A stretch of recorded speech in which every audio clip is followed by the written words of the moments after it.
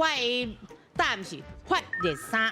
哎呦，是，敢若亲像热水炉喎，咱穿落去了就会烧起来。哎呦，因为伊功能就甲你讲好啊嘛，伊会自动互你烧起来，所以是发热衫。是啊，像我这边吼，我想要讲的答案是烧热衫。烧热衫嘛是真好啊。因为寒人咱拢会老岁仔人拢请咱讲啊穿吼较烧热的吼，身体莫去寒着，所以这互你穿了会烧就是烧热嘛。因为就感觉讲，若听到阿妈会讲烧热烧热，因为发热感觉像华语的讲法。伊这是现代物件，现代词，我感觉伊会发热嘛。系啊，会自动因为你的体温来发热嘛，对，叫做发热衫。哦，是安尼想啦。电到咱讲个较现代哦。无唔对，无唔对。调查结果是，发热衫有将近70%的人选哦。哦。啊，但是烧热衫才30%加一出啊尔。是所以多数人拢会选这个发热衫，就是讲，因拢感觉讲，